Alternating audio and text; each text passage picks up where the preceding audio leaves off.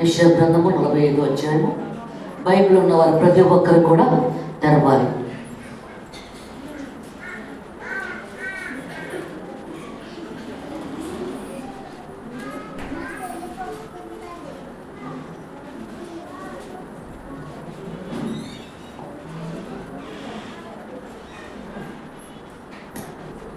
ఇక్కడ దేవుడు మాట్లాడుతున్నాడు. ఇక్కడ పరిశుద్ధాత్మ దేవుడు మాట్లాడుచున్నాడు.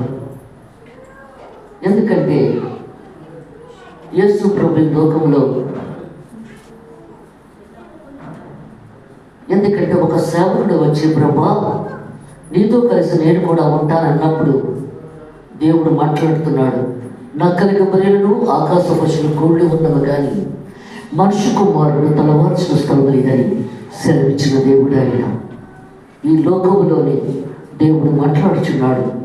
సముద్రం ఒడ్డుని అందరినీ, ప్రజలందరినీ వచ్చామని చెప్పాడు దేవుడు వాక్యం చెప్పడానికి. అందరూ వచ్చేసారు. ఎందుకంటే దేవుని మాటలు జీవపు పోతారు. ద్రాక్షారసమ కన్నా మధురమైన దేవుడు ఆయన, జుట్టు తేనెల కన్నా మధురమైన దేవుడు ఆయన. వాక్యమే ఒక మధురము. అందుకే దేవుడు మాట్లాడుతున్నాడు. అందుకు ప్రజలందరూ వచ్చేస్తున్నారు. ఎందుకంటే ఆయన వాక్యం వినడానికి, ఆయన హత్తుకోవడానికి వచ్చేస్తున్నారు అందరూ కూడా. ప్రభు బోట్లో వస్తున్నాడు. బోట్ దిగబోచుండగా జయ జయగమనం చేస్తున్నారు.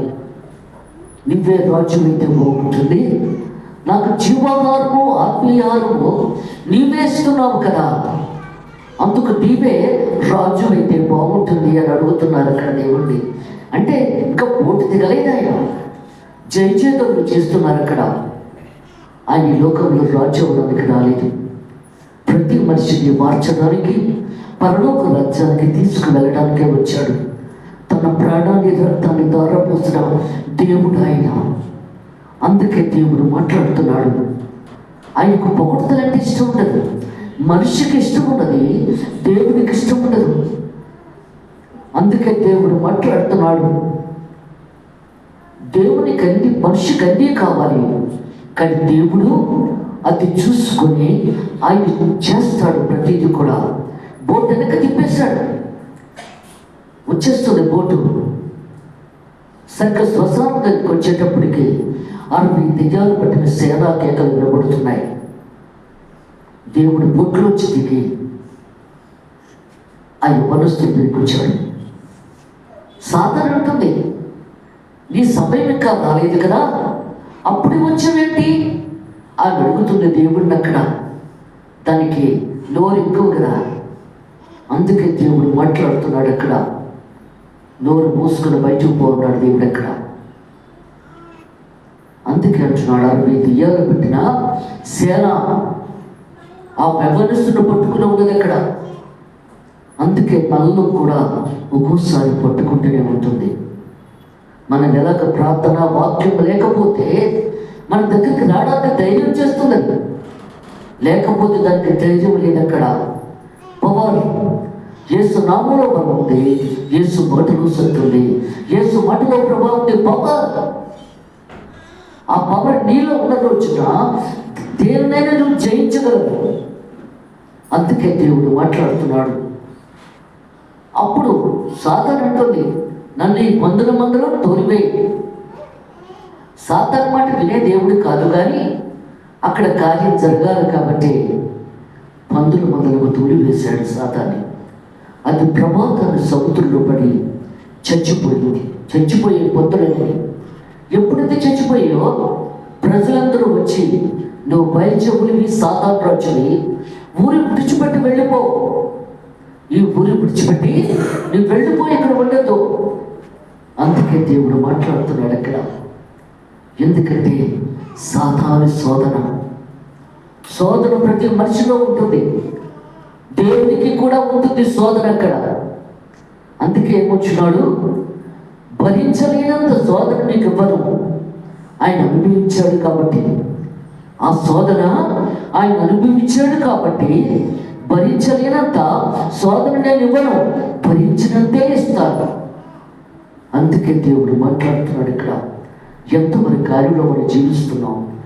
అందుకే దేవుడు మాట్లాడుతున్నాడు ఇక్కడ, విరుడు హృదయం మాకు కావాలి కానీ నీ పరులను కూడా నాకు గుర్తించున్నాడు. కన్నీటి ప్రార్థన జవాబు చేయకుండా అయినా ఎంతవరకు నువ్వు కన్నీటి కారుస్తున్నావు, ఏడుస్తున్నావు దేవుని సొమ్ములు. ఏడవాలి. ఇప్పటి వరకు నువ్వు సుఖానుభవం అనిపించావు, ఇప్పుడు నుంచి అది బాధలు పట్టుకొని నువ్వు వేడ్చిన రోజునే నీ కుటుంబం బాగుంటుంది, నువ్వు బాగుంటావు. అందుకే దేవుడు మాట్లాడుతున్నాడు ఇక్కడ ఏమని చెప్తున్నాడు? ఇక్కడ యెషయా గ్రంథము 45:20 కూడు రండి, జనులలో తప్పించుకునే వారులారా దగ్గరికి వచ్చి కూడుకోండి. ఇప్పుడు మనందరము కూడా కూడుకున్నాం దేవుని స్మరించడానికి, దేవుని స్తుతించడానికి, దేవుడిని కనపరచడానికి, ఆయన మహిమపరచడానికి మనందరం కూడుకున్నాం. అందుకే దేవుడు మాట్లాడుతున్నాడు ఇక్కడ, ఆలయం అందుకే ఏర్పాటు చేస్తారు. ఆలయం అనే శరీరం, ఆ శరీరములో, ఎందుకంటే ఆయన శరీరము సంఘము ఆలయంలో ఉండాలి, దేవుని పక్కటకు కాదు. ఆయన శరీరము పరిశుద్ధమైనది. అందుకే దేవుడు మాట్లాడుతున్నాడు ఇక్కడ, కూడునండి జనములను తప్పించుకునే వారులారా దగ్గరికి వచ్చి కూడుకునడి.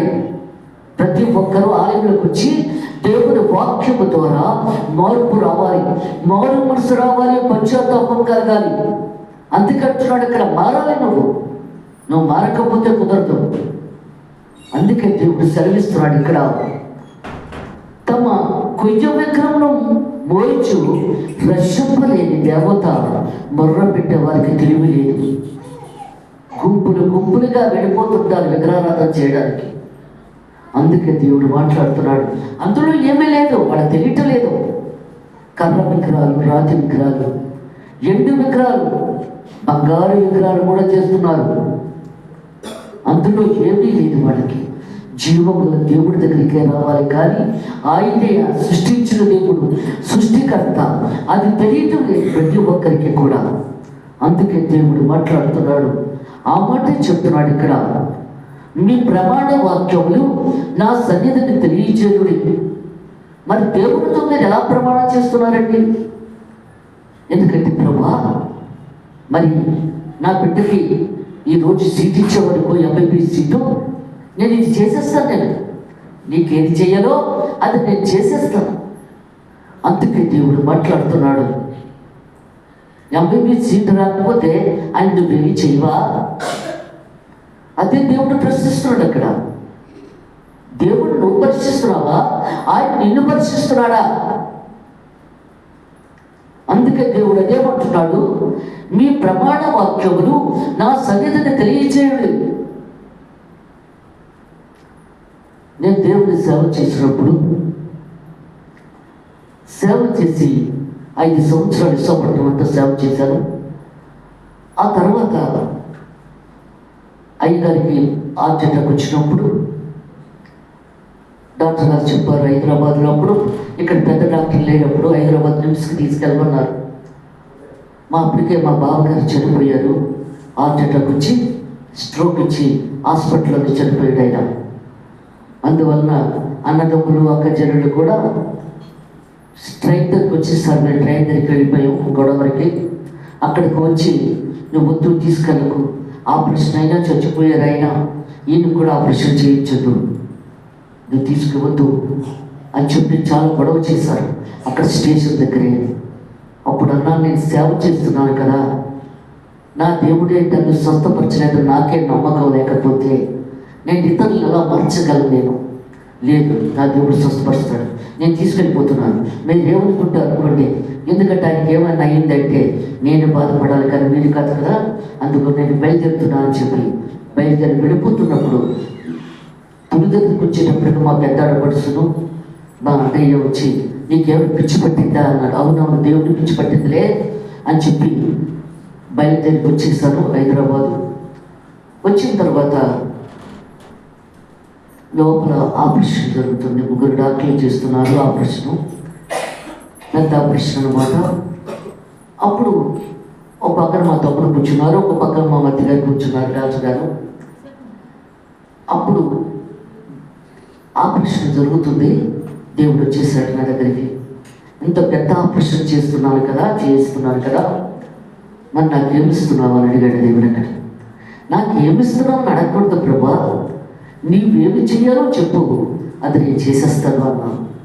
అది నేను చేసేస్తాను చెప్పు, ఏది చేయాలో అని అన్నప్పుడు అప్పుడు చెప్పాడు ఆయన, అందరి దగ్గరికి నువ్వే వెళుతున్నావు కానీ నీ దగ్గరికి ఎవరు రాలేదు. అందుకు స్త్రీల కూటం నడిపించు. 3 రోజులు ఉపవాసంతో ఉండి స్త్రీల కూటాలు నడిపించు. అప్పుడు అందరూ నీ దగ్గరికి వస్తారు. నెలకు ఒకసారి నీ దగ్గరికి రావాలి కదా, వాళ్ళు వస్తారు. అలాగే బ్రహ్మ ఇక్కడ డిశ్చార్జ్ అయ్యేందుకు వెళ్ళిన వెంటనే ఆ పని నేను చేస్తాను అని చెప్పి అప్పుడు ఆపరేషన్ అయిపోయింది. అప్పుడు డాక్టర్ గారు అన్నారు, ఎవరికి ఎంత వేగ స్వస్థత అవ్వలేదమ్మా, ఈయనకి అయ్యింది. ఇంటికి వచ్చేసిన తర్వాత అందరికీ నేను ఎక్కడెక్కడికి వెళ్తున్నాను వాళ్ళందరికీ చెప్పాను, ఇలా స్త్రీల ఫోటో పెడుతున్నాను, అందరూ మా ఇంటికి వచ్చేసేయండి అని చెప్పి పొద్దున్న 10 గంటల నుంచి 2 గంటల వరకు, 2 గంటల నుంచి 4 గంటల వరకు ఉంటుంది. అప్పుడు మీరు సమస్య ఉండదు చెప్తే ప్రార్థన చేసి నేను పంపిస్తాను అని చెప్పాను అక్కడ. అప్పుడు అందరూ కూడా వచ్చేసాము కుటుంబాలతో. చాలా 2 గదులని కూడా నిండిపోయి బయట కూడా కూర్చుని వారు సరిపోక. ఎందుకంటే ఆ రోజుని ఉద్యోగస్తులందరూ ఆడవాళ్ళు సెలవులు పెట్టేసి వచ్చేసేవారు స్త్రీల కూటానికి. అందుకే దేవుడు మాట్లాడుతున్నాడు ఇక్కడ. అప్పుడు అలాగా దేవుడు స్త్రీల కూటాన్ని మంచిగా, అప్పుడు మా చిన్నమ్మాయి నాకు బాగా సాయం చేసేది. టీవీ పెట్టి అంతా కూడా మంచిగా ఏది చేయాలని కూడా మంచిగా నాకు సాయంగా ఉండేది. పొద్దున్న 2 గంటలు ఇచ్చేసిన తర్వాత కాఫీ టిఫిన్ ఇచ్చి మళ్ళీ వాక్యం మళ్ళీ మొదలుపెట్టి 4 గంటలకు ప్రార్థన చేసి పంపించేదాన్ని అక్కడ. ఎందుకంటే ఒక దినాన్ని ఒక ఆయన ఆవిడ బ్రాహ్మణ్స్ అనమాట, ఆ అమ్మాయి కూడా, ఎందుకంటే రాజులు అందరూ కూడా వచ్చేసేవారు, వాళ్ళ ఉద్యోగస్తులు, ఆ అమ్మాయి కూడా వచ్చింది. వాళ్ళ అమ్మగారిని నల్ల బట్టలు వేసుకున్న వాళ్ళందరికీ వంట చేసి పెట్టేది విజయవాడలో ఆవిడ. తన కొడుకు, ఒకడే కొడుకు, ఇంటర్మీడియట్ చదువుతున్నాడు, వాడికి మెంటల్ వచ్చింది. ఇక్కడ మెంటల్ హాస్పిటల్ ఉంది కదా, తీసుకొచ్చి జాయిన్ చేశారు. తన కూతురు అల్లుడు కూడా కొత్తగా మ్యారేజ్ అయింది. మందులు ఇచ్చారు. మందులు ఇచ్చి స్టేషన్ తీసుకొచ్చి విజయవాడ తీసుకెళ్ళి దేవబెట్టేద్దామని చెప్పి వాళ్ళిద్దరు కూడా వచ్చారు. కూతురు అల్లుడు కూడా వాళ్ళ తమ్ముడు తీసుకొని స్టేషన్కి వచ్చిన తర్వాత వాళ్ళిద్దరూ మాట్లాడుకుంటున్నారు.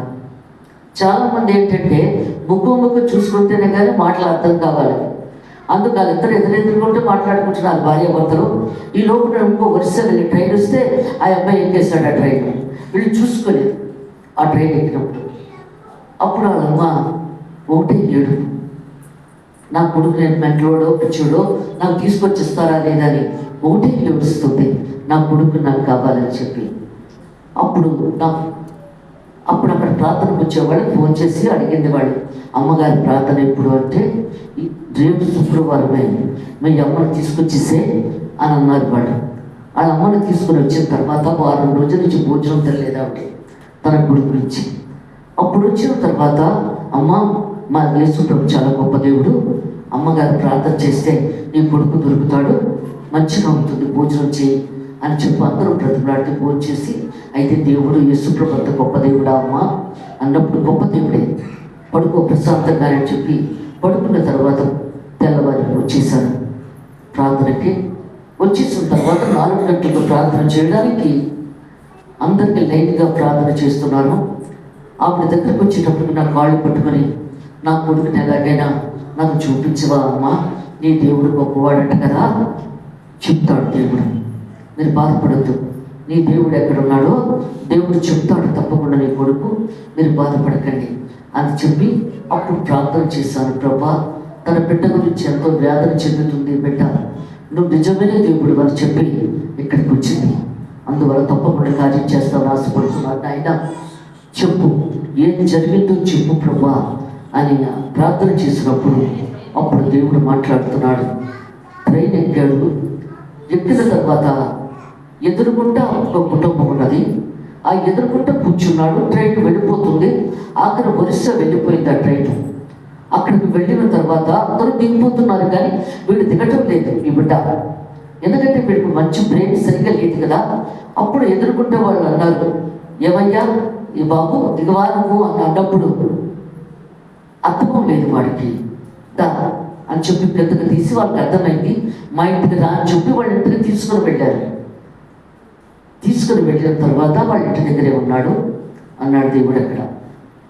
ఆహా అలాగా ప్రభు అని చెప్పి అప్పుడు ప్రార్థన చేసినప్పుడు, అమ్మ నీ కొడుకుని నువ్వు వెళ్ళి తెచ్చుకుంటావా, లేకపోతే వాడు వచ్చేయమంటావా అని అడిగాను నేను. వచ్చేయమనమ్మా, ఇంటర్మీడియట్ చదువుతున్నాడు వాడు, వచ్చేయమని చెప్పమ్మా అన్నాడు. వచ్చేమని చెయ్యమ్మా అన్నారు. అలాగే ప్రార్థన చేశాను, ప్రభు ఆ బిడ్డకి కొంచెం మెంటల్ అది తగ్గించు, స్వస్థత ఇచ్చేయండి, వంటలు తగ్గిపోయి వాడి ఇంటికి తీసుకొని వచ్చేయండి ప్రభు. వాడు ఇంటర్మీడియట్ చదువుతున్నాడు కదా, కాలేజ్ చదువుతున్నాడు కాబట్టి వాడికి తెలుస్తుంది, నువ్వు తీసుకొచ్చేస్తావు, ఆ తల్లి కావాలని కోరుకుంటుంది, నువ్వు తీసుకొచ్చే అని ప్రార్థన చేసినప్పుడు వచ్చేస్తున్నాడు. 3వ రోజున నా దేవుడు, అమ్మ నీ కొడుకు 3వ రోజున వచ్చేస్తున్నాడు, నువ్వు వెళ్ళు అన్నాను అక్కడ. అలాగే అమ్మ మళ్ళీ వస్తాను నేను, నువ్వు రమ్మక్కర్లేదు, నువ్వు బైబిల్ ఒకటి కొనుక్కొని మీ ఇంటి దగ్గర ఉన్న చర్చికి వెళ్ళు, ఇలాంటి నల్ల బట్టలు వీటికి నువ్వేం చేయకు, అలాంటివి వదిలేసేసి దేవుడిని ప్రార్థించు, నీ కొడుకుని బెంట్లోంచి ఎందుకంటే అన్నీ కూడా తీసేసి నీకు అప్పచెప్పాడు దేవుడు. అలాంటి దేవుడిని నువ్వు ఎలా ప్రార్థించగలుగుతావు, అందువలన నువ్వు వెళ్ళిపో అని చెప్పన్నారు. అలాగేనమ్మా అని చెప్పి అక్కడికి వెళ్ళిన తర్వాత ఆవిడ బైబిల్ కొనుక్కుంది, చర్చికి వెళ్ళడం మొదలుపెట్టింది. ఆవిడ స్టైల్లో పాడుతుంది కదా, దేవుడి పాటలు పాడేస్తుంది చర్చిలో. అప్పుడు తన బంధువులందరికీ కూడా తన కొడుకు సాక్ష్యం చెప్పన్నారు. మీ బంధువులకు సాక్ష్యం చెప్పి చాలామందిని నువ్వు మార్చాలి అని చెప్పన్నప్పుడు అలాగే నమ్మని చెప్పి బంధువులందరికీ కూడా తన సాక్ష్యం చెప్పింది. ఎందుకంటే ఈ లోకంలో మనం బ్రతుకుతున్నామంటే, ఈ లోకంలోకి వచ్చామంటే ఒక ఆత్మనైనా రక్షించడానికి ప్రయత్నం చేయాలి మనం. దేవుడు అడుగుతాడు, ఏమ్మా నువ్వు 24 గంటలు నీ కుటుంబాన్ని చూసుకుంటూ నువ్వు సుఖంగా జీవించావు, కానీ నా గురించి ఒక ఆత్మను రక్షించావు అని అడిగినప్పుడు జవాబు దొరకదు అక్కడ. అందుకే వచ్చాడు దేవుడు ఇక్కడ. ఏమని చెప్తున్నాడు ఇక్కడ, జనులను కూడుకొని ఆలోచన చేసుకుందురుగాక. మనందరం కూడా దేవుడి గురించి ఆలోచిస్తున్నాం ఇక్కడ. అదే చెప్తున్నాడు, నాకు కీర్తన నిమిత్తము నీ విషయములో నన్ను బిగబట్టి కొనుచున్నాను. అందుకంటున్నాడు దేవుడు ఇక్కడ. ఏముంచున్నాడు, నా కీర్తన నిమిత్తము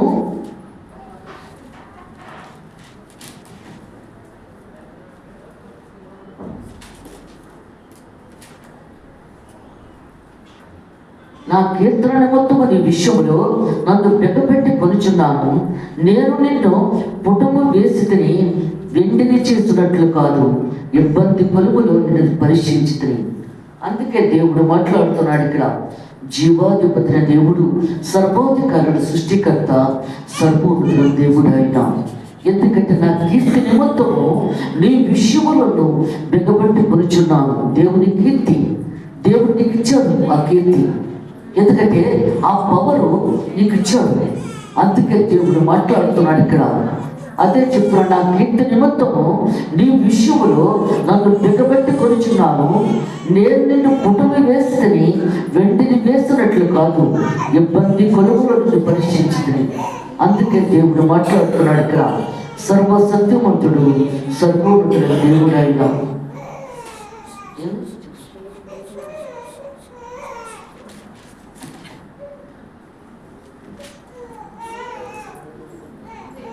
సారీ అమ్మా, పూర్వకాలం మొదలుకొని ఆ కార్యమును తెలియజేసిన వాడెవడు?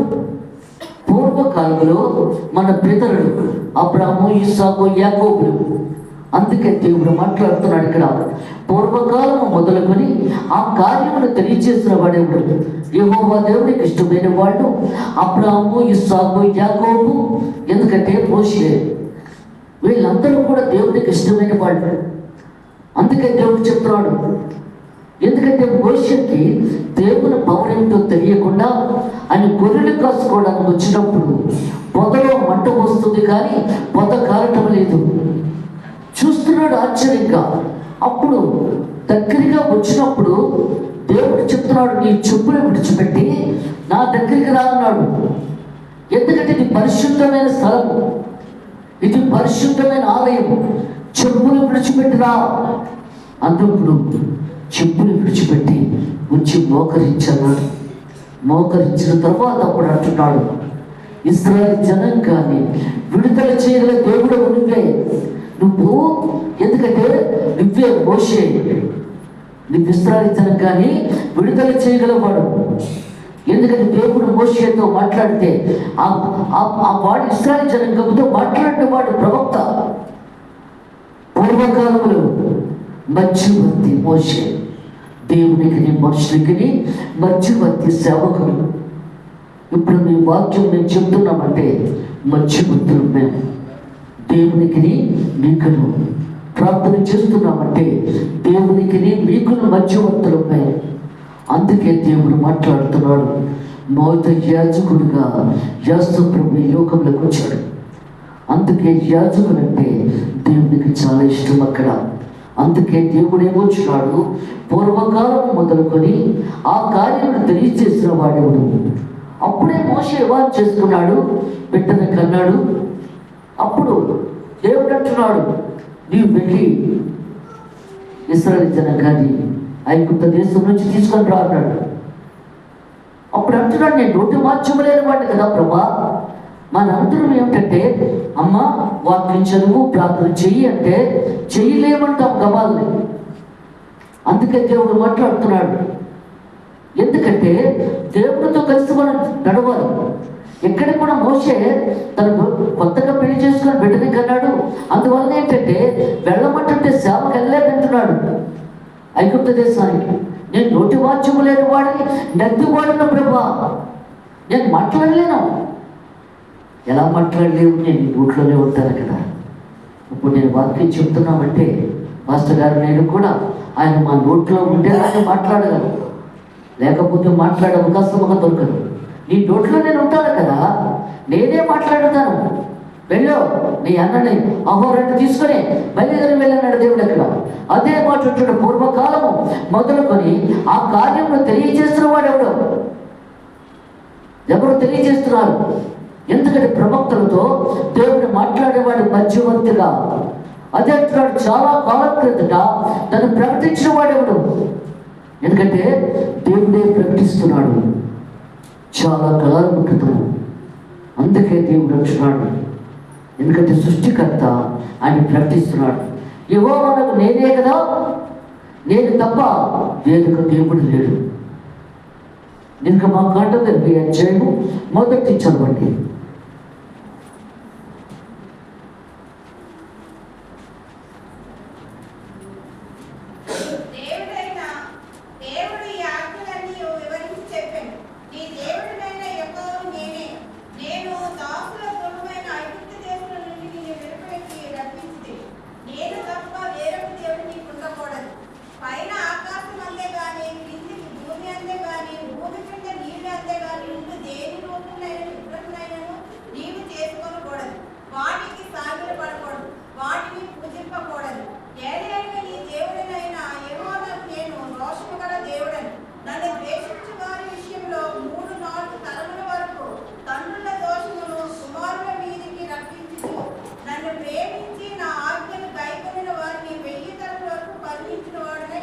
చాలు.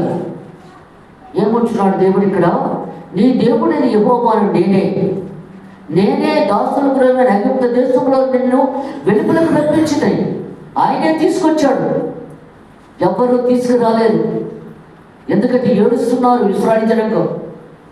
ఎందుకంటే విగ్రహారాధకులు అయినా సరే అవసరానికి వాడుకుంటుంటారు దేవుడిని ఇశ్రాయేలు జనాంగం. అయినా దేవుడు ప్రేమిస్తున్నాడు వాళ్ళు. అందుకే దేవుడు మాట్లాడుతున్నాడు ఇక్కడ, నేనే దాసుల గృహమైన ఐగుప్తు దేశంలో ఉండి నిన్ను వెలుగులకు రప్పించుతుంది. నేను తప్ప వేరొక దేవుడు నీకు ఉండకూడదు, ఎవ్వరూ ఉండకూడదు.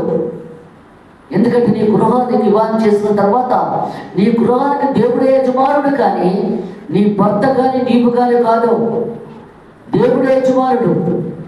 అందుకంటున్నాడు, పైన ఆకాశం అందే కానీ కింద భూమి ఎందే కానీ భూమి కింద నీళ్ళ ఎందే కానీ ఉండే దేని రూపంలో విగ్రహం నువ్వు చేసుకోనకూడదు. విగ్రహమైనా చేసుకోనకూడదు. అదే అంటున్నాడు, వాటికి సాగిలపడకూడదు, వాటిని పూజింపకూడదు, అసలు దగ్గరికి వెళ్ళకూడదు. అందుకే దేవుడు మాట్లాడుతున్నాడు ఇక్కడ, సర్వసత్యమంతుడు సర్వోన్నతుడు దేవుడు. నా బిడ్డలు అందుకే బాధపడుతుంటారు.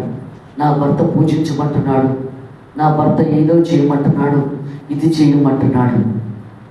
బాబు, అందుకే దేవుడు మాట్లాడుతున్నాడు ఇక్కడ, దేవుని నమ్ముకున్న బిడ్డలు దగ్గరికి విగ్రహారాధన దగ్గరికి వెళ్ళలేరు. ఇక్కడ ఒక ఆయన అపార్ట్మెంట్లో ఉంటారు, టీచర్ గారు. వాళ్ళ అబ్బాయికి పోలియో వచ్చి కాళ్ళు సరిగ్గా నడవలేకపోయి మాట కూడా సరిగ్గా రాలేదు. అప్పుడు వాళ్ళు వారం వారం ఇచ్చి నా చేత ప్రార్థన చేయించుకొని నూనె పట్టుకెళ్ళి రాసి ఇప్పుడు మంచిగా స్వస్థత ఇచ్చాడు. ఒకసారి వాళ్ళ ఇంటికి రమ్మన్నప్పుడు గెద్ద నిండా విగ్రహాలు, లోపలికి వెళ్ళలేకపోయాను నేను. ఎందుకంటే సాధారణ అక్కడ ఉన్నట్టే అనిపిస్తుంది, అక్కడ వెళ్ళలేకపోయాను లోపలికి. ఇదేంట్రా బాబు, ఎన్ని విగ్రహాలు పెట్టుకున్నారు వీళ్ళు అని చెప్పి అనిపించింది అక్కడ. అందుకే విగ్రహారాధన ఉండకూడదు, వాటికి సాష్టాంగ నమస్కారం పడకూడదు. అలాగే మన గారమ్మ గారు, సరస్వతమ్మ గారు అందరూ అక్కడ ఆ లోకాలిటీ పార్వతమ్మ గారు అందరి దగ్గరికి ప్రార్థనకు వెళ్ళేదాన్ని సేవ చేసినప్పుడు, అప్పుడు ఆయన వెంకటేశ్వర గుడి ఉంది దగ్గర, ఆ కాలువలో ఆయన దొడ్లోకి వెళ్ళినప్పుడు పడిపోయారు. మక్కలోకే విడిపోయింది దానికి. అప్పుడు ఆయన హాస్పిటల్లో ఉన్నప్పుడు ప్రార్థన సేవకులు వచ్చినప్పుడు, బైబిల్ ఇచ్చినప్పుడు విసుకొట్టాడు ఆయన. అలాంటిది వాళ్ళ ఇంటికి నేను వెళ్ళి ప్రార్థన చేశాను. ప్రార్థన చేసినప్పుడు దేవుడు అందుకు ఆయన కూడా ఒప్పుకున్నారు. నేను వెళ్ళి ప్రార్థన చేయడానికి ఆ కాలు పట్టుకొని ప్రార్థన చేసినప్పుడు చాలా మట్టుకు స్వస్థ అయిపోయింది. ఇంకా అరికాలు దగ్గర స్వస్థత రాలేదు. మరి అది స్వస్థత వస్తేనే కానీ ఆయన నడవలేడు కదా. అక్కడ ఎందుకు రాలేదమ్మా, ఎంత స్వస్థ వచ్చేసింది, అక్కడెందుకు రావడం లేదు అని చెప్పి ప్రార్థన చేసినప్పుడు, దేవా ఏమిటి అని అన్నప్పుడు, నెత్తి మీద టంకు పెట్టులో వెండి బంగారు విగ్రహాన్ని పెట్టించారు. ఆవిడ అన్నీ తీసేశారు. నేను తీసేమన్నప్పుడు ఇంట్లో అన్నీ తీసేశారు, అది మాత్రం ఆ బాక్స్లో పెట్టి వదిలేశారు. అది తీసేమని చెప్పు, అప్పుడు నేను స్వస్థత ఇస్తాను అన్నాడు దేవుడు అక్కడ. అదేంటండి అలా చేశారు దారమ్మ గారు, నన్ను కాదు మోసం చేసేది, దేవుణ్ణి మోసం చేసినట్టుగా అయిపోయింది. అన్నీ చేసేసినప్పుడు తీసేసినప్పుడు ఇవన్నీ కూడా తీసేయాలి కదా. చూడండి ఆయనకి ఎంత బాధ కలిగిందో. దీనివల్ల ముందు వెంటనే ఇమ్మీడియట్గా ఆ బొమ్మ తీసి పారేయండి అతనికి, అప్పుడు దేవుడు స్వస్థ ఇచ్చేస్తాడు. అప్పుడు తీసేసి తర్వాత ఆయన పరిపూర్ణంగా దేవుడు స్వస్థ ఇచ్చాడు. ఎందుకంటే దేవుడు గొప్పవాడు ఆయన. అందుకంటున్నాడు ఇక్కడ, ఏమంటున్నాడు ఇక్కడ, దేని రూపమునైనను విగ్రహమునైనను చేసుకొనకూడదు, వాటిని సాగిలపడకూడదు, వాటిని పూజింపకూడదు. యాది అనగా నీ దేవుడిని యెహోవానగు నేను రోషము గల దేవుడు, భయంకరమైన వ్యక్తి యెహోవా దేవుడు, గర్జించే దేవుడు. అందుకంటున్నాడు గాడ్రించను ఏనుగు కుంభస్థలం చీల్చినప్పుడు ఎంత భయంకరంగా ఉంటుందో అంత భయంకరంగా ఉంటాడటండి ఆయన. అగ్ని మూర్తుడు, తన సుమాగ్రం అగ్ని, ఎందుకంటే తన చుట్టూ అగ్ని, తనదంతా కూడా అగ్ని, అగ్ని మూర్తుడు. అందుకే దేవుడు మాట్లాడుతూ రోషము గల దేవుడు అయినా నువ్వు ఎలా ప్రార్థన చేస్తున్నావు, ఎలా దేవుడు స్తుతిస్తున్నావు, ఎలా ఆరాధించగలుగుతున్నావు. అందుకే దేవుడు మాట్లాడుతున్నాడు ఇక్కడ. అదే చెప్తున్నాడు, ఏమంటున్నాడు, నేను రోషము గల దేవుడను, నన్ను ద్వేషించే వారి విషయంలో 3-4 తరముల వరకు తండ్రుల దోషమును కుమారుల మీదకి తెప్పించు. అందుకంటున్నాడు ఇక్కడ, దేవుణ్ణి ద్వేషించకూడదు. అదే చెప్తున్నాడు ఇక్కడ. ఏమంటున్నాడు ఇక్కడ, నీ దేవుడని యెహోవానగు నేను రోషము గల దేవుడను, నన్ను ద్వేషించే వారి విషయంలో ఇక్కడ దేవుడిని అసహించుకోకూడదు. అందుకే అంటున్నాడు దేవుడు ఇక్కడ. ఎందుకంటే దేవుడు శోధించడు, సాతాను చేత శోధించబడిలా చేస్తాడు. అందుకని మీరు దూషించడానికి వీల్లేదు అక్కడ. అందుకే దేవుడు మాట్లాడుతున్నాడు ఇక్కడ. ఏమంటున్నాడు? 3-4 తరముల వరకు తండ్రుల దోషము కుమారుడి మీదకి రప్పించుచు తల్లిదండ్రులు పాపం చేయకూడదు. పార్పు పరిశుద్ధంగా ఉండాలి. తప్పు చేయడానికి వీలేదు. అది బిడ్డల మీదకి వచ్చేస్తుంది. ఎందుకంటున్నాడు బిడ్డల మీదకి? నీకు ఆ దెబ్బ కొడితే నీకు తెలియదు, దురుపుకొని వెళ్ళిపోతావు. అందుకు నీ బిడ్డలకి ఇచ్చారనుకో, ఆ బిడ్డలను చూసి ఎక్కెక్కి ఏడుస్తావు. దావీదు గారు కూడా, దావీదు మహారాజు కూడా అలాగే ఆ బిడ్డని, ఎందుకంటే ఆ బిడ్డ కోసం ఏడుస్తున్నాడు. అయినా అంగవైకల్యమైన బిడ్డ అయినా ఏడుస్తూనే ఉన్నాడు అక్కడ. అందుకే పాపము పరపక్కమైనప్పుడు మరణము తథ్యము, ఆజ్ఞ ప్రసక్తి లేదు. అప్పుడు దేవుడు చంపేసిన తర్వాత అప్పుడు మళ్ళా సొలొమోను మహారాజు దేవుడు ఇస్తాడు అక్కడ. అందుకే దేవుడు మాట్లాడుతున్నాడు ఇక్కడ. సర్వసత్యవంతుడు సర్వోన్నతుడు దేవుడు అయినా నీ దేవుడిని యెహోవా నామమును వ్యర్థంగా ఉచ్చరింపకూడదు. దేవుని నామాన్ని చాలా మంది వ్యర్థంగా ఉచ్చరిస్తున్నారు, తప్పుగా మాట్లాడుతున్నారు. అందుకంటున్నాడు తప్పుగా. అందుకే దేవుడు సెలవిస్తున్నాడు, దేవుడిని ఎప్పుడు కూడా తప్పుగా మాట్లాడకూడదు. అక్కడ నువ్వు దూషించకూడదు. నా దేవుడు నాకేం చేశాడు, నేను ఇంత ప్రార్థన చేస్తున్నాను, నా బిడ్డలకి ఏం చేశాడు అని చెప్పి ఎప్పుడు కూడా మనం దూషించకూడదు అక్కడ. అదే అంటున్నట్టుగా ఈ దేవుడిని యెహోవా నామమును వ్యర్థముగా ఉచ్చరింపకూడదు. యెహోవా తన నామమును వ్యర్థముగా ఉచ్చరింపేవాడిని నిర్దోషిగా ఎంచాడు. అందుకే దేవుడు మాట్లాడుతున్నాడు ఇక్కడ. ఎందుకంటే జాగ్రత్తగా వ్యవహరించాలి ఇక్కడ.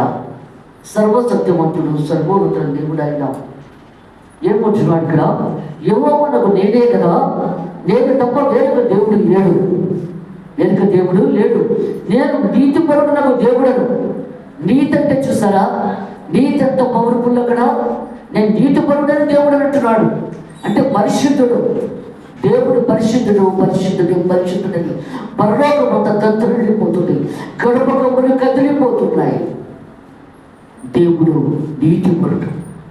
ఆ నీతి మనకి ఇచ్చాడు దేవుడు. కానీ ఎంతవరకు నువ్వు నిలబెట్టుకుంటున్నావు ఆ నీతిని? నీతి అంటే పరిశుద్ధత. తప్పు చేయకుండా, పాపము చేయకుండా నువ్వు ఈ లోకంలో బ్రతకడం. కష్టాలు వచ్చినా, బాధ వచ్చినా, వేదన వచ్చినా ఈ లోకంలో నువ్వు బ్రతకడం దేవుని కోసం. అదే నీతి. పరిశుద్ధంగా గెంచి తాగైనా నీతిగా బ్రతకాలి. కూర తిని తప్పు చేయకు. అందుకే దేవుడు మాట్లాడుతున్నాడు. యోహాను తేనె తిని, ఎందుకంటే ఆయన భోజనంలో పాపం ఉన్నదని చెప్పి ఆయన తేనె తిని విడతలు తిని జీవించాడు ఆయన. అందుకంటున్నాడు గువ్వకి కొట్టుకోకూడదు, మంచిగా బ్రతకడం నేర్చుకోవాలి, మంచిగా జీవించాలి. అందుకంటున్నాడు, స్పష్టంగా చెప్తున్నాడు, నేను నీతిగల దేవుడను. మరి ఆ నీతిగల దేవుడు నీలోకి వచ్చినప్పుడు మరి నువ్వెలా ఉంచినావు, నువ్వెలా జీవిస్తున్నావు ఒకసారి పరీక్షించుకో. అదే చెప్తున్నాడు ఇక్కడ దేవుడు. నేను నీతిపరుడకు దేవుడను, రక్షించేవాడు నేనే. ఆయనే రక్షించేవాడు, రక్షణకర్త. రక్షణ నిర్లక్ష్యంగా చేయకూడదు. ఒక యవనస్తుడు ప్రభుత్వానికి వచ్చి అంటున్నాడు, అయ్యా రక్షణ పొందేవారు కొద్దిమందినా, రక్షణ పొందేవారు కొద్దిమందినా ప్రభు అని అడుగుతున్నాడు. సేవకెళ్తున్న దేవుడు నాపేసి, అవును కొద్దిమందే. ఎవరు ప్రభా అని అన్నప్పుడు, భర్త మారితే భార్య మారదు, భార్య మారితే భర్త మారడు, ఇద్దరు మారితే బిడ్డలు మారడు. మరి కుటుంబం అంతా మనం ఆలయానికి వస్తున్నామా, వాక్యం ఉంచున్నామా? అందుకే దేవుడు మాట్లాడుతున్నాడు ఇక్కడ. అదే చెప్తున్నాడు ఇక్కడ. ఏమంటున్నాడు? సర్వోధికారుడు సృష్టికర్త సర్వోన్నతుడు దేవుడు ఆయన. నేను తప్ప మరి ఏ దేవుడు లేడు. నేను నీతిపరుడను దేవుడను, రక్షించేవాడు నేనే. రక్షణకర్త. రక్షణకర్త అంటే రక్తము ఇచ్చి మన అమూల్యమైన రక్తము చేత వెల్లబెట్టి కొనుక్కున్న దేవుడు ఆయన. ఆయన అమూల్యమైన రక్తము చేత వెలపెట్టి కొనుక్కున్నాడు. అందుకే నీతిపరుడు అన్నాడు. నీతిపరుడని దేవుడు అన్నాడు. దేవుడు ఇక్కడ నేను తప్ప మరి ఏ దేవుడు లేడు. బూది గంధములు నివాసులారా నా వైపు చూచి రక్షణ పొందుడి. బూది గంధం అంటే భూలోకము, భూలోకము, పరలోకము, పాతాళ లోకము. అందుకంటున్నాడు భూలోకము, పరలోకము పరిశుద్ధుడిది, పాతాళ లోకము పాపాత్రుడిది. అందుకే అంటున్నాడు దేవుడు ఇక్కడ. అదే చెప్తున్నాడు ఇక్కడ. బూది గంధముల నివాసులారా నా వైపు చూచి రక్షణ పొందుడి. దేవుని వైపు చూచి. ఇప్పుడే పాట పాడారు కదా, ఆయన ముఖము మనోహరం. అందుకంటే మనోహరం, అందగాడు. అందుకే దేవుడు మాట్లాడుతున్నాడు ఇక్కడ. అలాంటి ఆయన మన కోసం అందహీనుడైపోయాడు. అందువలన ఆయన ముఖం చూసి మనం రక్షణ పొందాలి. అదే అంటున్నాడు ఇక్కడ. ఎంతవరకు రక్షణ పొందుతున్నాం ఆయన ముఖం చూసి. అదే చెప్తున్నాడు దేవుడు ఇక్కడ. దేవుడను నేనే, మరి ఏ దేవుడు లేడు. నా ఎదుట ప్రతి మోకాలు మొగననియు ప్రతి నాలుగే నా తోడ ప్రమాణము చేయననియు నేను నా భార్య ప్రమాణం చేస్తున్నాను. ఫిలిప్పీయులకు రాసిన పత్రిక 2:9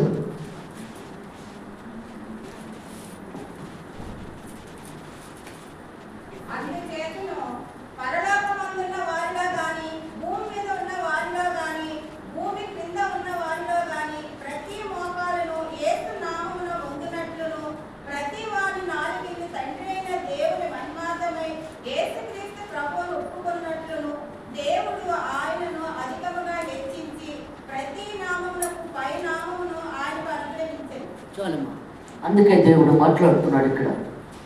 ఏమని చెప్తున్నాడు ఇక్కడ? నా ఎదుట ప్రతి మోకాలు మొగననియు ప్రతి నాలుకయు నా తోడని ప్రమాణము చేయననియు నేను నా పేరట ప్రమాణము చేసి. అందుకంటున్నాడు ప్రమాణము చేయననియు నేను నా పేరట ప్రమాణము చేసి ఉన్నాను. అందుకే దేవుడు మాట్లాడుతున్నాడు ఇక్కడ.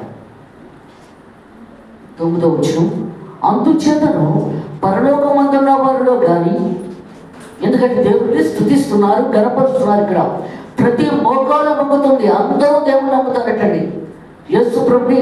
ఎందుకంటే ఆయన వచ్చేటప్పుడు కల్లా సృష్టి యావత్తు కూడా ఆయన పాదాల దగ్గర ఉంటుందట. అందరూ ఆలయాలు సరిపోవట, కిటకిటలు ఆడిపోతాయట ఆలయాలు. దేవుడు వచ్చేటప్పటికి అందరూ మారిపోతారు. అందుకే దేవుడు మాట్లాడుతున్నాడు ఇక్కడ. అందుచేత పరలోకమందు ఉన్న వారిలో కానీ, భూమి మీద ఉన్న వారిలో కానీ, భూమి క్రింద ఉన్న వారిలో కానీ ప్రతి వారి మోకాలు యేసునామమును మోగినట్లను. ఎందుకంటే ఈ రోడ్ల మీదే మోకరించేసి స్తుతించేస్తారట, దేవుణ్ణి గణపరిచేస్తారట. అందుకే దేవుడు మాట్లాడుతున్నాడు ఇక్కడ. ప్రతి వారి నాలికయు, ఎందుకంటే మన నాలికతో, మన నోరుతో దేవుడిని స్తుతిస్తామట. అందుకే దేవుడు మాట్లాడుతున్నాడు ఇక్కడ. ఎందుకంటే నీకేంటి కావాలో, నువ్వేంటి చేయాలి నీ నోటుతో చెప్తానే కదా దేవుడు చేయగలడు. నువ్వు నోటుతో చెప్పి తలకాయ ఊపితే అక్కడ ఆయన చేయడు. నీ నోటుతో ఒప్పుకోవాలి. నీ పాపమైనా సరే, నీ మంచి అయినా సరే, నీ నోటుతో నువ్వు ఒప్పుకోవాలి. ఒప్పుకుంటేనే దేవుడు చేస్తాడు అక్కడ. అందుకే ఇక్కడ మాట్లాడుతున్నాడు ఇక్కడ. ఏమొచ్చున్నాడు ఇక్కడ? ప్రతి వారి నాలికయు తండ్రైన దేవుని మహిమార్థమై యేసుక్రీస్తు ప్రభువును ఒప్పుకున్నట్లను దేవుడు ఆయనను అధికముగా హెచ్చించి ప్రతి నామములకు పైనామమును ఆయన కనుగరించాను. అన్ని నామముల కన్నా యేసు నామమే పైనామం. ఆయన పవర్. అందుకంటున్నాడు ఆయన పవర్ఫుల్ మనిషి, సృష్టికర్త. నీకు ఇలా ప్రార్థన చేస్తే చాలు, నీకు అన్నీ చేసేస్తాడు దేవుడు అక్కడ. కానీ విశ్వాసంతో చేయాలి అక్కడ. అందుకే దేవుడు మాట్లాడుతున్నాడు ఇక్కడ. జీవాధిపతిన దేవుడు, సర్వాధికారి, సర్వ సృష్టికర్త. ఏమొచ్చినాడు? నీతిగల నా నోటి మాటలు, నీతిగల నా నోటి మాట బయలుదేరినది.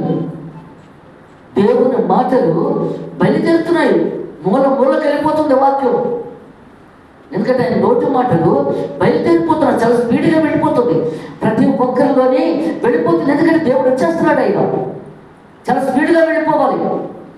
అందుకే చెప్తున్నాడు కదా ఇక్కడ, నీతి గల నా నోటి మాటలు బయలుదేరున్నది, అది వ్యర్థము కాలేదు. ప్రతి ఒక్కరికి వాక్యం చెప్పింది అది వ్యర్థం కాదు, అది స్పీడ్గా వెళ్ళిపోతున్నది. ఆ వాక్యం ప్రతి నోట్లోకి, ప్రతి మోకాల్లో ప్రతి ఒక్కరు కూడా దేవుని స్తుతిస్తూ గణపరుస్తున్నారు. ఎందుకంటే ఆయనకి ఆ స్తుతులు అందుకోవాలని ఆయన ఆశపడి మానవుడిని సృష్టించాడు. అక్కడ అందుకు స్తుతిస్తున్నారు, మానవుని గణపరుస్తున్నారు, ఆయన మహిమపరుస్తున్నారు. అందుకంటున్నాడు దేవుడు ఇక్కడ, యెహోవా యందు నీతి బలములనివని జనులు నన్ను గురించి చెప్పుదురు. ఎందుకంటే దేవుని యందు నీతి బలము ఉన్నది అని మనుషులు పొగుడుతున్నారట, దేవుడిని పొగడాలి. అందుకే దేవుడు మాట్లాడుతున్నాడు, మనుషులను పొగిడితే నీకు ఏమీ రాదు, కానీ దేవుడిని పొగిడితే నీకు వస్తుంది అక్కడ. అందుకంటున్నాడు దేవుడు ఇక్కడ, ఆయన యొద్దకు మనుషులు వచ్చినారు. దేవుని దగ్గర మనుషులు వస్తారు. సంఘానికి ఎంతమంది వచ్చారంటే అది నా వల్ల కాదు. అందుకంటున్నాడు, నా వల్ల కాదు, నేనెవరిని మట్టి పాత్రని, ఎందుకు పనికిరాని దానిని దేవుడు ఏర్పాటు చేసుకున్నాడు. అందుకంటున్నాడు, ఇక్కడ మధ్యలో ఆలయాన్ని కట్టుకున్నాడు, అన్ని జనాంగము మధ్యలో. అప్పుడు అన్నాను, నువ్వా పాస్టర్ గారిని ఏర్పాటు చేసుకుంటాను అని చెప్పన్నప్పుడు, పాస్టర్ గారిని ఏర్పాటు చేస్తే నువ్వెందుకు, నువ్వే నాకు కావాలి, నువ్వు పెట్టి అన్నాడు. అయ్యి బాబు చెప్పేస్తావేమో ప్రభు అన్నప్పుడు, నీతో నేను ఉంటాను కదా, పిలిపిటిక్ అన్నాడు దేవుడు అక్కడ. అందుకే దేవుడు మాట్లాడుతున్నాడు, ఎందుకంటే ఈ జనాంగము మధ్యలోనే ఈ వాక్యం జరగాలి, ఈ సంఘం ఉండాలి. ఇక్కడ వాళ్ళందరూ వస్తారు, ఈ చర్చికి ప్రతి ఒక్కరు వస్తారు.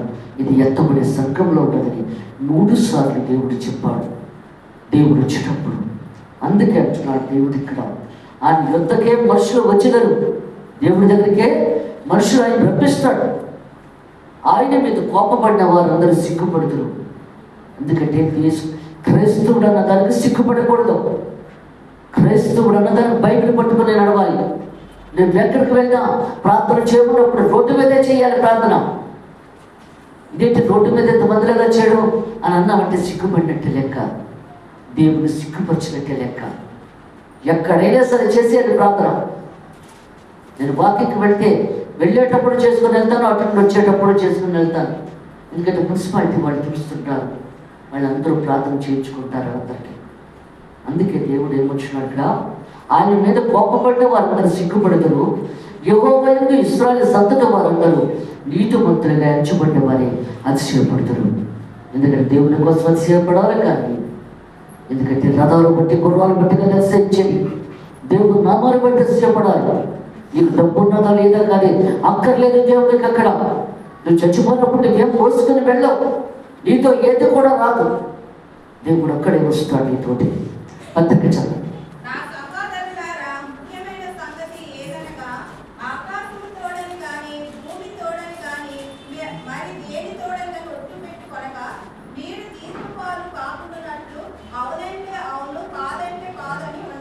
చాలు.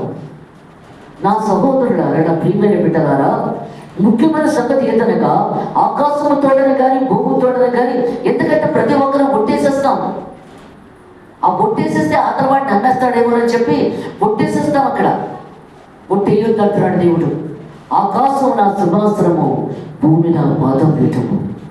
అందుకే దేవుడు చెప్తున్నాడు ఇక్కడ, ఆకాశము తోడని కానీ భూమి తోడని కానీ మరి దేని తోడని కానీ బొట్టు పెట్టుకొనక మీరు తీర్పు పాలు కాకుండానట్లు. ఎందుకంటే మీకు తీర్పు వస్తుంది, జడ్జిమెంట్ వస్తుంది. అలాంటి బొట్లు వేస్తే ఇందుకే వేస్తారు, అలాంటి బొట్లు. అలాంటి మనకు వెయ్యం. అవునంటే అవును, కాదంటే కాదని రీతిలో బ్రతకాలి. బొట్టుని వెయ్యకూడదు అక్కడ. అందుకంటున్నాడు, మీరు తీర్పు పాలు కాకుండానట్లు అవునంటే అవును, కాదంటే కాదు అని ఉండమనడం. ఇంకో మాట మాట్లాడుకోవద్దు అక్కడ. నువ్వు చెప్తావు, నమ్మలేదనుకో, నేను చెప్పేశాను, నువ్వు నమ్మకపోతే నేను ఏం చేయగలను అని వెళ్ళిపోవాలి. ఒట్టేస్తాను అన్నప్పుడు ఒట్టవద్దు, అది ఏమక్కర్లేదు మాకు, నేను చెప్తున్నాను కదా, నేను చేస్తాను అంతే, నువ్వు నమ్మితే నమ్ము, లేకపోతే లేదు అని చెప్పిస్తుంది. అందుకే అంటున్నాడు దేవుడు ఇక్కడ, మీలో ఎవరికైనా శ్రమ సంభవించినా అతడు ప్రార్థన చేయగలడు. ఎవరికైనా బాధ కలిగినప్పుడు వాళ్ళ గురించి మనం ప్రార్థన చేయాలి. అప్పుడు నీ కుటుంబాన్ని కూడా దేవుడు ఆశీర్వదిస్తాడు. అతని వాడికి నువ్వు ప్రార్థన చేస్తే. నేను సేవ చేసేటప్పుడు కూడా ఇప్పటికీ కూడా నా గురించి నేను చేసుకోను ప్రార్థన. అందుకే దేవుడు మాట్లాడుతున్నాడు, అందరి గురించి చేస్తున్నావు, నీ గురించి నువ్వు ఎందుకు చేసుకోవు అన్నప్పుడు, నా గురించి నువ్వు చేసుకోవడానికి నువ్వు ఉన్నావు కదా ప్రభా చూడడానికి, అందరి గురించి నేను చేస్తాను. అందుకే దేవుడు మాట్లాడుతున్నాడు, ఇతరుల గురించి నువ్వు ప్రార్థన చేస్తే నీ కుటుంబాన్ని దేవుడు కాపాడతాడు. అదే అంటున్నాడు దేవుడు అక్కడ, ఇతరుల గురించి ఆలోచించు, నీ గురించి కాదు, నీ కుటుంబాన్ని కాపాడతాను అని దేవుడు మాట్లాడుతున్నాడు ఇక్కడ. వీళ్ళు ఎవరికైనా శ్రమ సంభవించినా అతను ప్రార్థన చేయవలను, ఎవరికైనా సంతోషము కలిగినా వాడి కీర్తనలు పాడవలను. అబ్బాయి ఎంత సంతోషంగా ఉన్నావు, చక్కని పాటలు పాడుతున్నావు అని అంటుంటాం మనం. మీలో ఎవరికైనా రోగియే ఉన్నాడా అతను సంఘ పెద్దలను పిలిపించేవాడు. సంఘానికి ఎందుకు చెప్తాం? సంఘం అంతా ప్రార్థన చేస్తే అతను వాడికి స్వస్థత అవుతుంది, మంచి జరుగుతుందని. అలాగే రాత్రి ఎస్తేరు భోజనం చేసింది, తన భర్త ఇద్దరు కూడా ఇంకా మంచిగా లేరు, అందుకు ప్రార్థన చేయమని సంఘాన్ని వేడుకుంది తను. అందుకు సంఘం అంతా కూడా ప్రార్థన చేయండి, అంతా మంచిగానే జరుగుతుంది. అక్కడ వాళ్ళ ఆయన ఏదేదో అంటున్నాడు, అవన్నీ కూడా నువ్వు ఏది ఆలోచించుకో, నువ్వు ప్రార్థన చేసుకొని శుభ్రంగా తిను. నేను ఉండేది తినలేదు అతనంటే, తినకపోతే పోనే, నువ్వు మాత్రం తిని శుభ్రంగా ప్రార్థన చేసుకో, దేవుడు చేస్తాడు, నమ్మకంతో ఉంది అక్కడ అని చెప్పాను. సంఘం అంతా ప్రార్థన చేస్తాడు. అందుకే దేవుడు మాట్లాడుతున్నాడు ఇక్కడ, అదే చెప్తున్నాడు. అతని సంఘ పెద్దలను పిలిపించవలను, వారి ప్రభువు నామం అతను నూనె రాసి అతని కొరకు ప్రార్థన చేయవలను. విశ్వాస సహితమైన ప్రార్థన ఆ రోగుని స్వస్థపరచను. ప్రార్థన చేసిన వారికి విశ్వాసం ఉండాలి, చేర్చుకున్న వారికి విశ్వాసం ఉండాలి, అప్పుడు దేవుడు స్వస్థపరిచేస్తాడు అక్కడ. అందుకంటున్నాడు, ఏమంటున్నాడు? విశ్వాస సహితమైన ప్రార్థన ఆ రోగుని స్వస్థపరచడం. ప్రభు అతను లేపును, ఎందుకంటే అతను లేపుతాడు దేవుడు అక్కడ. విశ్వాసంతో ప్రార్థన చేస్తే అతను పాపములు చేసిన వాడైతే పాప క్షమాపణుడు. అందుకంటున్నాడు, పాపం చేసిన వాడైతే అతను పశ్చాత్తాపంతో దేవుడి దగ్గర, సేవకుల దగ్గర ఒప్పుకుంటే దేవుడు తప్పకుండా మంచిగా చేస్తాడు ఆయన. అందుకే దేవుడు మాట్లాడుతున్నాడు, అతను వాడు తప్పులు భయంకరంగా చేశారనుకో. అదిలో వెళ్ళాను ఒకసారి, ఒకరింటికి ప్రార్థనకి వెళ్ళినప్పుడు ఆ యవనస్తుడు జబ్బుతో ఉన్నాడు. అమ్మా, పాపాలు నేను ఒప్పేసుకుంటాను మీ దగ్గర ఒప్పుకుంటే దేవుడి దగ్గర ఒప్పుకున్నట్టే కదా అనేటప్పటికల్లా నాకు భయం వేసేసింది. బాబు ఏమేమి ఒప్పేసుకుంటాడో ఈయన నాకు, నా దగ్గర ఆయన అని చెప్పేసి అనుకునేటప్పటికి అంత భయంకరంగానే ఒప్పుకున్నాడు. ఆయన చాలా తప్పులు చేశాడు. అది వినడానికి నాకు చాలా ఇదనిపించింది. మరి దేవుడు ఎలా ఉన్నాడో నాకు తెలియదు, కానీ నాతోటి చెప్పినప్పుడు, అందుకే కదా సంఘ కాపులు ఇలా చెప్తూ ఉంటారు, క్యాథలిక్స్ ఆయన చెవులో చెప్తుంటారు. మరి అది చాలా భయంకరం. మేము మనుషులమే కదా, వినడానికి కష్టమే. అందుకే దేవుడు మాట్లాడుతున్నాడు ఇక్కడ. జీవాధిపతుల దేవుడు, సర్వాధికారుల సృష్టికర్త, సర్వోన్నత దేవుడు అయినా. అందుకంటున్నాడు, ప్రభు అతను లేపును, అతను పాపములు చేసిన వాడైతే పాప క్షమాపణ నొందుడు. మీ పాపములు ఒకరితోనే కూడా ఒప్పుకొనడు. ఇక్కడ వాక్యాలు ఏం చెప్తున్నాడు? ఒకరితో ఒకడు పాపాలు ఒప్పుకోవాలంటారు, అలా ఒప్పుకోలేదు. ఎందుకంటే అమ్మాను కదా అందుకని ఒప్పుకోరు ఎవరో కూడా. ఇక్కడ ఒప్పుకోమంటున్నాడు, పర్వాలేదంటున్నాడు దేవుడు ఇక్కడ. ఒప్పుకోండి, మీరు స్వస్థత పొందినట్లు ఒకరికొకరు కూడా ప్రార్థన చేయుడు. నీతిమంతుడి విజ్ఞాపన మనసు కోరుకున్నది బహు బలమకృత ఏంటాను. ఎందుకంటే నీతిమంతుడి విశ్వాసుల ప్రార్థన దేవుడు వింటాడట అక్కడ. నీతిమంతుల ప్రార్థన. ఏలియా మన వంటి స్వభావం గల మనుషుడే, ఎందుకంటే సేవకులం కూడా మేలాంటి మనుషులే కదా. అదే ఏలియా కూడా ప్రార్థన చేస్తున్నాడు, ఎందుకంటే ఆయన చాలా అవమానపరిచారు. అందువల్ల ఆయన వర్షము కురవకూడదని శపించారు. వర్షము కురవలేదు. ఆ తర్వాత 3 సంవత్సరములకి భయంకరమైన కరువు వచ్చేసింది, భూములు ఎండిపోయాయి. అప్పుడు మరలా అందరూ వేడుకున్నప్పుడు ఏలియా చాలా పెద్ద ప్రవక్త అయిన మళ్ళా ప్రార్థన చేయక వర్షం కురుస్తుంది. ఎందుకంటే మన ప్రార్థన దేవుడు వింటాడు. విశ్వాసంతో చేసిన ప్రార్థన దేవుడు వింటాడు అక్కడ. అందుకంటున్నాడు, అతను మరలా ప్రార్థన చేయక ఆకాశం వర్షం ఇచ్చను, భూమి తన ఫలమును ఇచ్చును. నా సహోదరులారా, మీలో ఎవడేమో సత్యము నుండి తొలగిపోయినప్పుడు, ఎందుకంటే ఎందుకంటే ఇది సత్యవాక్యం, అబద్ధం ఆడలేని వాక్యం. ఇది సత్యవాక్యములోంచి సత్యములోంచి ఎవరైనా తప్పిపోయాడంటే అతను మరలా ఎవరైనా సరే అతను మార్చి మరి సత్యంలోకి నడిపిస్తే పునర్జన్మ ఎత్తునట్టే. ఇక్కడ అదే అంటున్నాడు ఇక్కడ. మరి ఒకడు అతన్ని సత్యమునకు మళ్లించినట్లా పాపిని వాడి తప్పు మార్గం నుండి మళ్లించిన వాడు మరణము నుండి ఒక ఆత్మను రక్షించి అనేక పాపములను కప్పివేయని తాను తెలుసుకునవలడం. ఎందుకంటే అలాంటి వాడిని మార్చిన రోజున అతను మరణములోంచి దేవుడు పరలోక రాజ్యానికి వెళ్ళినట్టే అంటున్నాడు. మరలా సత్యం అతనికి వచ్చిన రోజున మనం సత్యం దేవుల్లో ఉన్నవాళ్ళు అతను బోధించి అన్నీ చేసిన రోజున అంతా మంచిగా దేవుడు జరిపిస్తారని దేవుడు మాట్లాడుతున్నాడు. సువార్త చదవండి.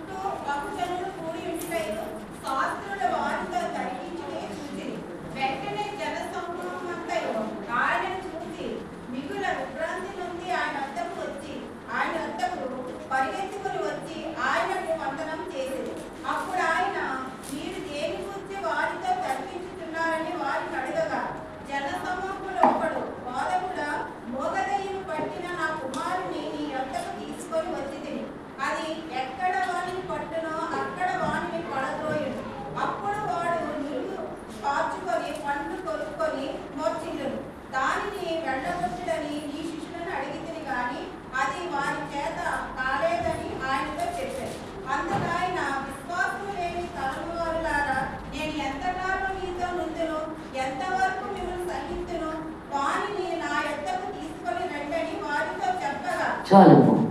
అందుకే ఏమంటున్నాడు ఇక్కడ, వారి శిష్యుల ఎద్దుకు వచ్చి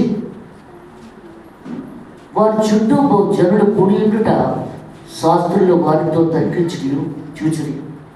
ఎందుకంటే జనసమూహం ఎక్కువగా యేసుప్రభు దగ్గర ఉన్నారు. శాస్త్రులు పరిచయం కూడా ఉన్నారు ఆయన్ని.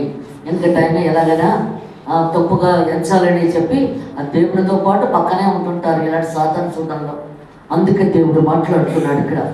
వెంటనే జనసమూహం అంతా ఆయన చూచి మిగిలి భ్రాంతి నుండి ఆశ్చర్యపడ్డారు. యేసుప్రభు చూచి ఆయన ఎద్దుకు పరిగెత్తుకుని వచ్చి ఆయనకు వందనం చేశారు. అందరూ దేవునికి వందనాలు చేశారు అక్కడ. అప్పుడు ఆయన, మీరు దేవుని గురించి వారితో తర్కించుచున్నారని వారిని అడగగా, ఎందుకు వాదిస్తున్నారు, దేవునితో ఎందుకు వాదిస్తున్నారు? అక్కడ దేవుడు ఆలోచిస్తున్నాడు అక్కడ. అందుకే దేవుడు అంటున్నాడు. అప్పుడు ఆయన ఇక్కడ అందరూ కూడా, ప్రజలందరూ కూడా, శాస్త్రులు పరిసయ్యులు కూడా అక్కడ నిలబడి జనసమూహంతో తర్కిస్తూ వాదిస్తున్నారు అక్కడ. వాళ్ళు ఏంటి, ప్రజలేంటో మాట్లాడుతున్నారు, వాళ్ళు ఏదో మాట్లాడుతున్నారు. ఈ లోపల యేసుప్రభు వచ్చేసాడు.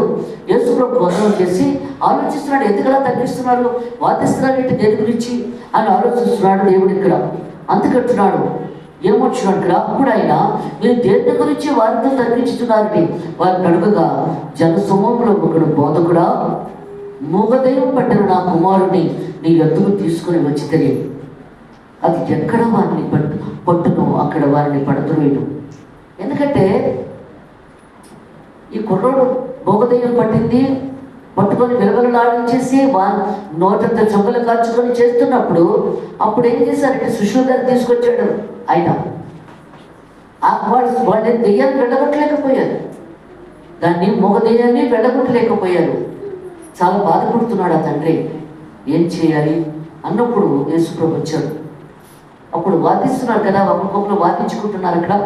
దేని గురించి వాదిస్తున్నారు అన్నప్పుడు, ప్రభువా, మరి నా కొడుకు మూగదయ్యం పట్టి విలవెల్లు ఆడిస్తూ భయంకరంగా చేస్తుంది. అప్పుడు నీ శిష్యుల దగ్గర తీసుకొచ్చాను, కానీ నీ శిష్యులు వెళ్ళగొట్టలేకపోయారు. ఎంత అవమానకరం అండి. దేవుడు నమ్ముకున్నప్పుడు, దేవుడు ఆయనతో ఉన్నప్పుడు మనం వెళ్ళగొట్టలేకపోతే ఎలాగా? నన్ను ప్రార్థన చేసుకోవట్లేదా? మొక్కుబడిగా వస్తున్నావా? వాక్యం చదవటం లేదా? మెట్లు దిగేటప్పుడు వదిలేస్తున్నావా వాక్యాన్ని? అందుకే నేను కూడా ప్రజే మాట్లాడుతున్నాను అక్కడ. సాతాను ఎందుకు పట్టుకుంటుందండి? ప్రార్థన లేకపోతే, వాక్యం లేకపోతేనే. మరి ఎందుకు పట్టుకుంటుంది? అది నువ్వు ఆలోచించాలి కదా. నా ప్రార్థన తక్కువైపోయిందేమో, నేను వాక్యం చదవకపోతున్నాను, అందుకే సాతాను గాడు వస్తున్నాడు నా దగ్గరికి అని చెప్పి అనుకోవాలి అక్కడ. అందుకే దేవుడు మాట్లాడుతున్నాడు ఇక్కడ. అప్పుడు దేవుడికి చాలా తల కొట్టేసినట్టు అయిపోయింది ఆయనకి. అప్పుడు అంటున్నాడు, ఎంతకాలం నీతో ఉంటారు మూర్ఖతరములారా. ఎంతకాలం మీతో ఉంటాను మూర్ఖతరులారా, మూర్ఖులారా, ఎంతకాలం నేను ఉంటాను? నేను ఉంటాను కదా మీతోటి, ఎంతకాలం ఉంటాను? అందుకే దేవుడు మాట్లాడుతున్నాడు ఇక్కడ. జీవాధిపతుల దేవుడు, సర్వాధికారుల సృష్టికర్త, సర్వోన్నతుల దేవుడు అయినా అప్పుడు అంటున్నాడు ఇక్కడ, ఈ కుమారుడిని తీసుకురా అన్నాడు యేసుప్రభు. తీసుకురా. తీసుకొచ్చిన తర్వాత అప్పుడు దేవుడు మాట్లాడుతున్నాడు ఇక్కడ, వారు ఆయన ఎందుకు వారిని తీసుకుని వచ్చారు. దెయ్యం ఆయనను చూడగానే వారిని విలవిలలాడించును కనుక వాడు నేలపడి నలుగురు కాల్చుకొని పుట్లాడించున్నాను. ప్రార్థన చేసినప్పుడు మీరు అడుగుతారు, సాతాను వెళ్ళగొట్టినప్పుడు నీ పేరేంటి? వచ్చావు కదా అన్నప్పుడు నా పేరు ఝాన్సీ అండి. ఎందుకు వచ్చావు? ఊరికనే ఆవిడ కనబడింది వచ్చారు, ఆవిడ కనబడింది వచ్చారు. మీరు ప్రార్థన చేస్తున్నప్పుడు యేసుప్రభు కనబడుతున్నాడండి అని, కనబడుతున్నాడు కదా నీకు యేసుప్రభు. మరి అలాంటప్పుడు వెళ్ళిపోకుండా మళ్ళీ ఇక్కడే ఉన్నాడు, వెళ్ళిపోవాలి కదా. అలాగే వెళ్ళిపోతాను, నా కాలిపోతుంది. మీరు ప్రార్థన చేస్తున్నప్పుడు నా ఒళ్ళు కాలిపోతుంది. ఇంకోసారి ప్రార్థన చేసినప్పుడు నేను దేవుని నేను విశ్వాసం అండి అన్నాడు ప్రార్థన చేసినప్పుడు. అవును, మరి అలాంటప్పుడు దేవుని విలువ తెలుసు కదా, వాక్యం విలువ తెలుసు కదా నీకు. అలాంటప్పుడు ఎందుకు వచ్చావు నువ్వు? వెళ్ళిపోవాలి కదా, ఉండకూడదు కదా. ఇక్కడ నజరేయుడైన యేసు నామాన్ని నేను బంధిస్తున్నాను. గలావుకి బయటికి వెళ్ళిపోవాలి, ఉండడానికి అంటే అధికారం నీకు లేదు, పో, వెళ్ళిపోతున్నాను. అందుకే ఎందుకంటే ధైర్యంగా, ఎందుకంటే ఆయన కవచాన్ని మనం వేసుకున్నాం. వాక్యం అనే కవచాన్ని, ప్రార్థన అనే కవచాన్ని అంటే మనం వేసుకున్నప్పుడు దేనికి నీ కంఠం కంచు కట్టలో ఉండాలి, దద్దలాడుకోవాలి. అది వెళ్ళిపోయే వరకు కూడా నువ్వు తగ్గిందంటే అది నిన్ను కవరించి వేస్తుంది అక్కడ పవర్. ఎందుకంటే విశ్వాసం అని డాలి పట్టుకో. అడ్డంగా వచ్చేస్తున్నప్పుడు అతను దుద్దుగా తను కొట్టి చంపే వచ్చాక, కానీ అది కొట్టింది నీకు తగలదు, అక్కడ దెబ్బ తగలదు. ఎందుకంటే గంభీరంగా గర్వంగా చెప్పాలి అక్కడ సాతాన్ని వెళ్ళగొట్టేటప్పుడు. అందుకే దేవుడు మాట్లాడు, శరీరంతో కాదు మనం పోరాడేది, ఆత్మలతో పోరాడుతున్నాం. అందుకే దేవుడు మాట్లాడుతున్నాడు ఇక్కడ, అదే చెప్తున్నాడు. అప్పుడు అడుగుతున్నాడు దేవుడు ఇక్కడ, ఇది వీనికి సంభవించి ఎంతకాలమైందని వాడు తండ్రిని అడుగుగా, ఎంతకాలమైంది అలా జరుగుతుంది అని అన్నప్పుడు అతడు బాల్యము నుండి చిన్నప్పటి నుంచి ఉందట.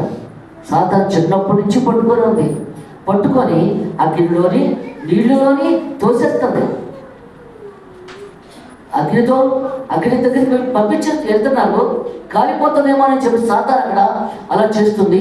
నీళ్ళలోకి తోసేస్తున్నారు, కుండీలోకి నూతిలోకి తోసేస్తుంది సాతాను. అదే అంటున్నాడు, అది వారిని నాశనం చేయవాలని తరచుగా అగ్నిలోని నీళ్ళలోనే పడద్రోయదు, అగ్నిలోని నీళ్ళలోని పడతోస్తుంది. అందుకంటున్నాడు ఇక్కడ, పడద్రోయదు. ఏమైనా నీ వాడైతే మా మీద కనికరిపడి మాకు సహాయం చేయమను. దేవా, మా మీద జాలిపడి నా బిడ్డని కాపాడు, సహాయం చేయి. ఎందుకంటే బ్రతుకులాడాలి దేవుడి. నీకు ఏ కష్టం వచ్చినా బాధ వచ్చినా ఆయన నువ్వు బ్రతుకులాడితేనే, బ్రతుకులాడాలి. పాదాలు పట్టుకొని కన్నీరు కాచాలి. ఇక్కడ తను బ్రతుకులాడుతున్నాడు, నాకు ఏదైనా సహాయం చేయి నా బిడ్డను రక్షించడానికి అని అడుగుతున్నాడు ఇక్కడ. అప్పుడు దేవుడు ఏమంటున్నాడు, అందుకు యేసు, నమ్ముట నీవులనైతే నమ్మవారికి సమస్తము సాధ్యమే. నువ్వు నమ్మాలి, నువ్వు నమ్మే వరకు ఏదైనా సాధ్యమే. అందుకంటున్నాడు, అపనమ్మకం మాత్రం ఉంచుకోకు, నమ్మాలి. అదే చెప్తున్నాడు అతనికి, నమ్ముట నీవలనైతే నమ్మువానికి సమస్తము సాధ్యమే. యేసు, నేను నీకేమి చేయవచ్చున్నాను అందుకే అంటున్నాడు ఇక్కడ. అతనితో చెప్పాను, దేవుడు ఇలా చెప్పాడు, నమ్ము, అప్పుడు నీకు ఏది సాధ్యం కాదు, నీ బిడ్డకు స్వస్థ అయిపోతుంది, నమ్ము. వెంటనే ఆ చిన్నవారు తండ్రి, నమ్ముచున్నాను, నాకు అపనమ్మకం ఉండకూడదు, నాకు సహాయం చేయమని పెద్దగా కేక వేశాడండి దేవుడి దగ్గర. ఎందుకంటే తన బిడ్డని కాపాడుతానన్నాడు, నమ్మమన్నాడు ఆయన. నమ్ముతున్నాను అని చెప్పి గట్టిగా కేక వేశాడు అక్కడ. దేవునికి అప్పుడు నమ్మకం కుదిరింది ఆయనకి. నాకు నమ్మకం కుదరాలి కదా, నువ్వు నమ్మకం కుదరాలంటే గట్టిగా కేక వేయాలి. నువ్వు ప్రార్థన చేసినప్పుడు, వాక్యం చదివినప్పుడు గట్టిగా చదవాలి. ఆ తర్వాత నమ్మకం కుదురుతుంది అక్కడ. అందుకే దేవుడు మాట్లాడుతున్నాడు అక్కడ. అప్పుడు చెప్తున్నాడు, జనులు గుంపు కూడి తన ఎత్తుకు పరిగెత్తుకుని వచ్చి, ఈ శబ్దానికి గట్టిగా కేక వేశాడు కదా, దానికి చుట్టుపక్కల వాళ్ళందరూ పరిగెత్తుకుని వచ్చారు, ఇక్కడ ఏం జరుగుతుందని చెప్పి. మరి ఇక్కడ కూడా మీరు పాటలు పాడినప్పుడు చుట్టుపక్కల వాళ్ళకి అందరికి ఎంతో మధురంగా అనిపిస్తుంది ఆ పాటలు.